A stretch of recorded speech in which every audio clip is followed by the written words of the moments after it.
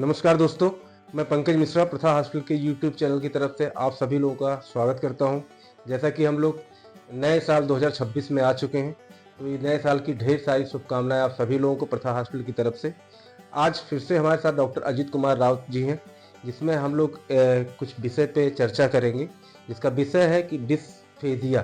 तो डॉक्टर नमस्कार, पहले नमस्कार तो पंकज आपका जी। स्वागत है। और डॉक्टर साहब, एक ये बहुत बड़ी प्रॉब्लम है डिस्फेजिया सर, जिसका सर जो कि बहुत से लोग इनके बारे में पता ही नहीं है, अननोन है। तो इसका सर ये क्या होती है और इसके कारण क्या है सर? धन्यवाद पंकज जी आपके यूट्यूब चैनल पर मुझे बुलाने के लिए और दर्शकों को मैं नववर्ष की शुभकामनाएं देना चाहूँगा।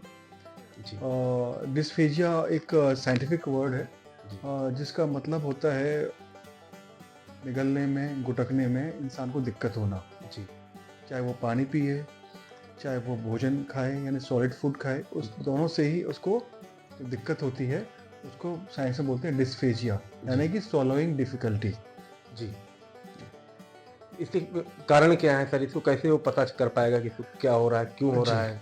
जब भी इंसान नॉर्मली हम लोग जैसे खाना खाते हैं तो वो चबाते हैं और उसको स्वॉलो करने के लिए एक तंत्र है हमारे आहार नली में जो कि उसको अंदर लेता है और उसको प्रोपल्सिव मूवमेंट के साथ पेरिस्टाल्टिक मूवमेंट के द्वारा जी, आमाशय यानी स्टमक में पहुंचाता है।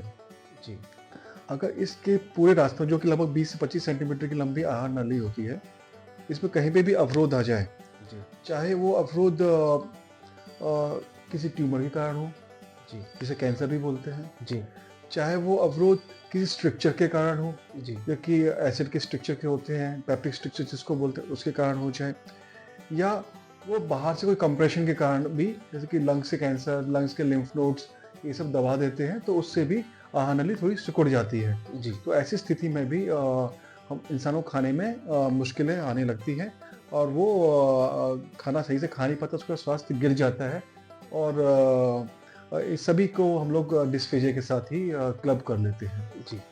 सर ये आइडेंटिफ़ाई कैसे होता है कि किस वजह से हो रहा है ये प्रॉब्लम? जी, पंकज जी, वैसे तो ये बहुत ही स्वयं में ही मतलब कि बता देगा कि मुझे खाने में दिक्कत हो रही है। मरीज़ जब लगता है कि उसको पानी पीने में, सॉलिड फूड खाने में, गुटकने में दिक्कत हो रही है, तो डेफ़िनेटली वो अपना पहले तो फूड मॉडिफ़ाई करता है, ज़्यादा चबाने लगता है, पतला खाना खाने लगता है। जो पहले रोटी-वोटी खाता था, फिर वो दलिया, खिचड़ी पे आ जाता है, ताकि वो आराम से उस पतले रास्ते से जा निकल पाए। सके। लेकिन एक समय ऐसा आता है जबकि वो आहार नली पूरी तरह संपूर्ण रूप से चोक हो जाती है, बंद हो जाती है। जी, तो ऐसी स्थिति में वो उसको बोलते हैं एब्सोल्यूट डिस्फेजिया, वो कुछ भी नहीं खा पा रहा। पहले तो वो अपने डाइट को मॉडिफ़ाई करता है, फिर जी, बाद में वो कुछ भी नहीं खा पाता। तो ऐसी स्थिति में आने से पहले, यानी कि कुछ भी ना खाने से पहले स्थिति आए, इससे पहले ही उसको अपने डॉक्टर को मिलना चाहिए, गैस्ट्रोएंटेरोलॉजिस्ट को मिलना चाहिए, जो कि जी। इस चीज़ को सही प्रकार से जान पाएगा, उसका कारण देख पाएगा और उसको मरीज़ को सही जानकारी उपलब्ध करा पाएगा। क्या होता है? फिर इसका सर उपचार क्या-क्या इसमें सर? मेटल स्टैंड भी प्लेस्ड होता है सर, ऐसा कुछ? अच्छा, पंकज जी, ऐसा है कि इसके ट्रीटमेंट तो बहुत सारे हैं, बट जैसे कि आपने बोला कि मेटल स्टेंट, जी, ये बहुत ही आधुनिक विधि है। जी, नॉर्मली क्या होता है कि अगर फूड पाइप का कैंसर हो गया है या आहार नली का कैंसर हो गया है, तो वो धीरे-धीरे आहार नली की जो डायमीटर है उसको स्मॉल कर देता है, यानी ल्यूमन को नैरो करता जाता है जी, और फिर इंसान को खाने में दिक्कत हो जाती है। जी, वो ऊपर की तरफ भी हो सकता है, आहार नली के नीचे की तरफ, और फूड पाइप में जहाँ पे स्टोमक और फूड पाइप मिलते हैं वहाँ पे, उसको जी जंक्शन बोलते हैं हम लोग, जी, उस वहाँ पे भी हो सकता है। तो आमतौर पे क्या होता है कि जब वो जनरल फिजिशियन के पास आता है या फिर किसी और डॉक्टर के पास लैंड अप करता है वो, तो वो लोग गले में एक प्लास्टिक ट्यूब डाल देते हैं, जी, जिसे बोलते हैं राइल्स ट्यूब। जी, और वो इंसान उस राइल्स ट्यूब को लेके बस ट्रीटमेंट कराता रहता है, इधर-उधर जाता रहता है और खाना भी उस राइल्स ट्यूब के ज़रिए ही जाता है। लिमिटेड जी, आहार जाएगा, जी, है ना? पोषण कम जब होगा, तो उसका और है ना ग्रोथ भी, मतलब इंसान के जो muscle wasting, body mass loss सब कुछ होने लगेगा उसको। जी, और वो जो ट्रीटमेंट करा रहा है कैंसर के डॉक्टर के पास और कैंसर का ट्रीटमेंट करा रहा है, जी, तो उसको ट्रीटमेंट सही से लगेगा नहीं, ट्रीटमेंट के साइड इफेक्ट्स ज़्यादा होंगे जी, क्योंकि बॉडी में न्यूट्रिशन तो पहुंचा नहीं। जी सर।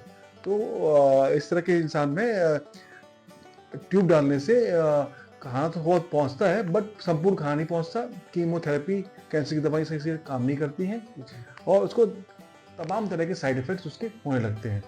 रही बात आपकी मेटल स्टेंट एक धातु नुमा ट्यूब है, जिसको अलॉय वाली ट्यूब है, जो कि हम लोग दूरबीन के द्वारा, लाइक इट्स वेरी सेफ, जी दूरबीन के द्वारा हम लोग जैसे एंडोस्कोपी करते हैं उसी के द्वारा उस जो ऑब्स्ट्रक्शन है उसके अक्रॉस डाल देते हैं, और वो धीरे धीरे ओपन होके खाने की नली का शेप ले लेती है, जी और फिर इंसान मुंह से चबा के आराम से, जैसे पहले भोजन का स्वाद ले रहा था, अच्छे से खा रहा था, वैसे खा पाएगा।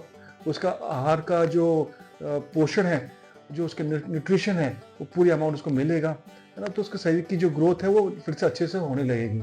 और हाँ, रही बात कैंसर की कीमोथेरेपी की, तो वो भी अच्छे से करा सकता है, क्योंकि साइड इफेक्ट्स होने की संभावना काफी हद तक गिर जाती है, जी और इंसान का जो जीवन है वो अच्छे से प्रोलॉन्ग हो जाता है, लंबा हो जाता है, और तकलीफ भी काफी कम हो जाती है।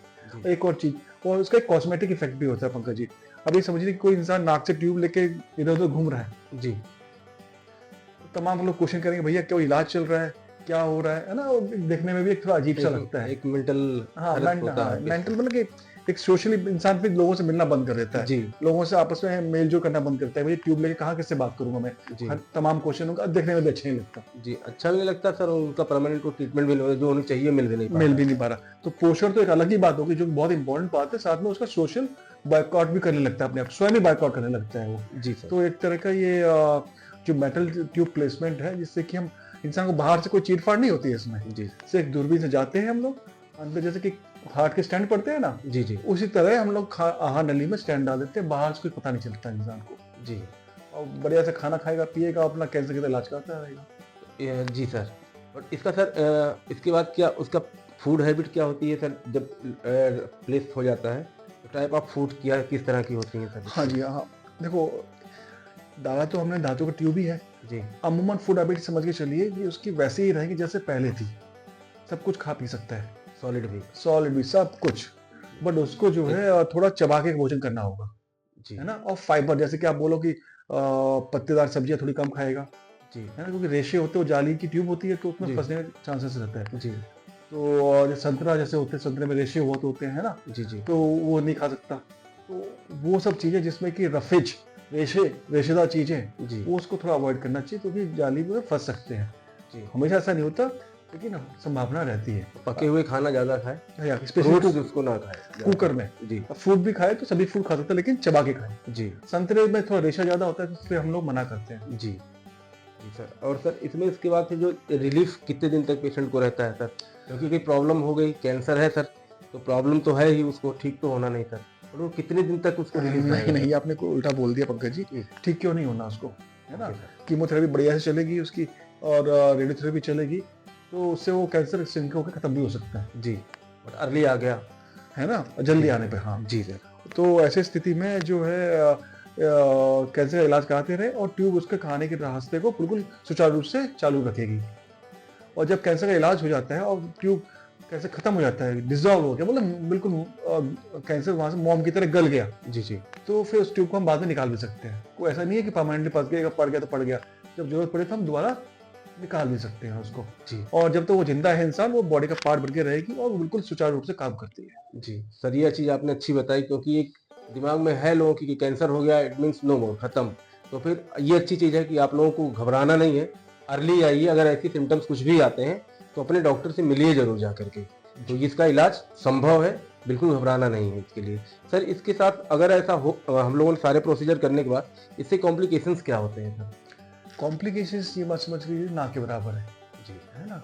जी। कॉम्प्लिकेशंस आज तक हमने तो देखे नहीं है जी कि अगर कोई कॉम्प्लिकेशन होता है, जी बट हाँ, ये बात ध्यान रखने वाली बात होती है कि जब क्योंकि हम जब आहार नली में ट्यूब डालते हैं, तो एक मेटल ट्यूब है ना, तो खाना खाने के बाद वो तुरंत लेटे ना, जी खाना खाने के बाद जो है तुरंत पानी ना पिए, ये चीज़ों को ध्यान रखना पड़ता है, ताकि वो खाना वापस बैक रिफ्लक्स ना हो पाए जी ना, उससे फिर इसको थोड़ा जैसे एसिडिटी की प्रॉब्लम हो सकती है। इसके सिवाय आप सोचो कुछ और कॉम्प्लिकेशन? नो, कोई नो कॉम्प्लिकेशन कॉम्प्लिकेशन नहीं जी। बहुत अच्छी बात सर। तो दर्शकों, बहुत अच्छा विषय रहा आज का, तो बिल्कुल आप लोगों को घबराना नहीं है, मैं बार बार कहना चाहूँगा, क्योंकि ये बीमारी अगर होती है आपको तो आपको अपने डॉक्टर से मिलना है जा करके स्पेशली, और इसका ट्रीटमेंट प्रॉपर लेना है, तो आप ठीक हो जाएंगे। इसके साथ ही धन्यवाद। नमस्कार।